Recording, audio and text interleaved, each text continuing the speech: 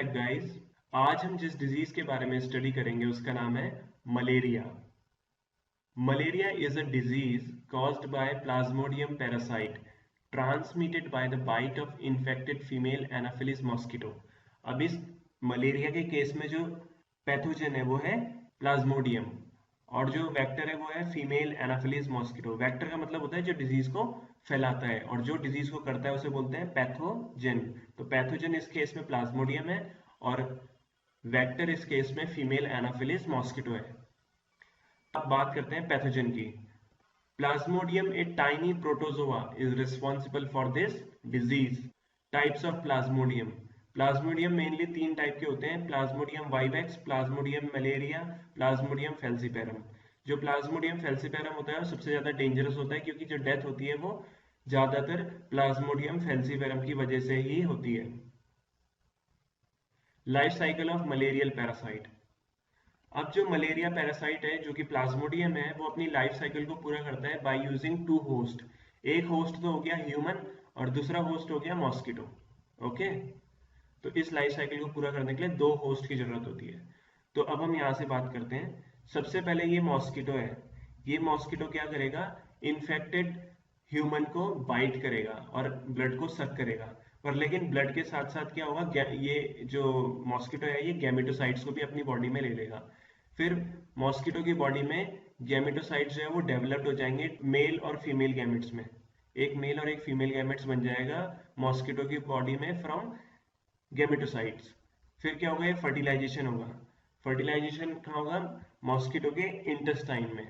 फिर जाइगोट बनेगा, जाइगोट के बाद ऊकाइनेट बनेगा, फिर oocytes बनेगा।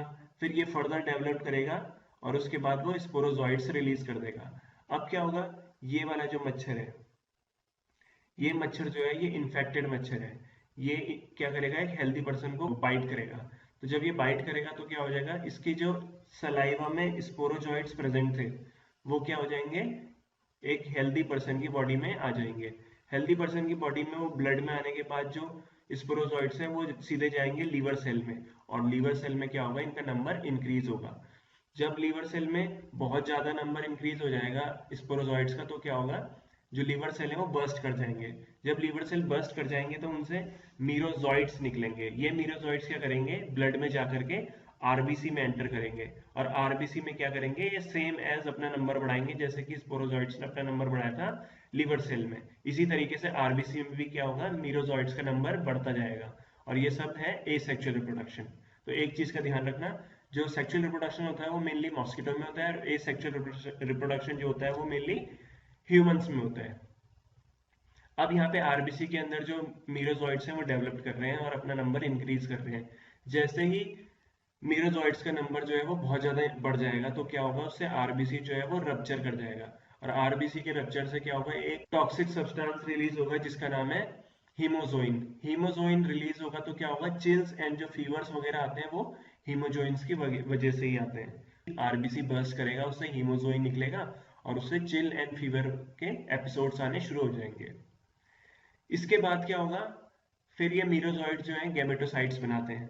गैमेटोसाइट्स फिर से इन्फेक्टेड पर्सन की बॉडी में प्रेजेंट रहते हैं। नॉर्मल जो मॉस्किटो है वो आएगा, वो इन्फेक्टेड पर्सन को बाइट करेगा। बाइट करने के बाद क्या होगा, ब्लड के साथ साथ मॉस्किटो का गैमेटोसाइट्स को दोबारा ले लेगा और ये एक लाइफ साइकिल फिर से चलनी शुरू हो जाएगी इसी तरीके से। तो अब हम बात करते हैं स्टेप बाय स्टेप की। तो सबसे पहले क्या होगा, मॉस्किटो बाइट करेगा इन्फेक्टेड पर्सन को। उसके बाद वो अपनी बॉडी में गैमेटोसाइट्स को लेगा अलोंग विद ब्लड। फिर आएगा डेवलपमेंट अगर इन मॉस्किटो। डेवलपमेंट में क्या होगा, सिंपली गैमेट्स बनेंगे, गैमेट्स फर्टिलाइज करेंगे और ऊकाइनेट्स बनेंगे, फिर oocytes बनेंगे। उसके बाद क्या होगा, oocytes से रिलीज होंगे स्पोरोजोइट्स। स्पोरोजोइट्स जो है वो मॉस्किटो की सलिवरी ग्लैंड में स्टोर हो जाएंगे। फिर क्या होगा, जब मॉस्किटो एक नॉर्मल पर्सन को बाइट करेगा तो नॉर्मल पर्सन की बॉडी में स्पोरोजोइट्स एंटर कर जाएंगे। फिर क्या होगा, स्पोरोजोइट्स जो होगा वो डेवलप करेंगे लीवर सेल में। फिर लीवर सेल को रप्चर करेंगे जिससे मीरोजोइट्स निकलेंगे। मीरोजोइट्स फिर ब्लड में जाकर के आरबीसी में एंटर करेंगे। आरबीसी में वो क्या करेंगे, अपना नंबर इंक्रीज करेंगे बाय एसेक्सुअल रिप्रोडक्शन। फिर आरबीसी रप्चर करेगा, हीमोजोइन निकलेगा। हीमोजोइन के निकलने से क्या होगा, episodes of fever and chill produce होंगे। इसके बाद फिर क्या होगा, गैमेटोसाइट्स फिर से प्रोड्यूस हो जाएगा इन्फेक्टेड ह्यूमन की बॉडी में, और फिर दोबारा जब क्या होगा, कोई मॉस्किटो के बाइट करेगा ह्यूमन, इन्फेक्टेड ह्यूमन पे, तो मॉस्किटो की बॉडी में गैमेटोसाइट्स एंटर कर जाएंगे और फिर से लाइफ साइकिल चलनी शुरू हो जाएगी। ओके,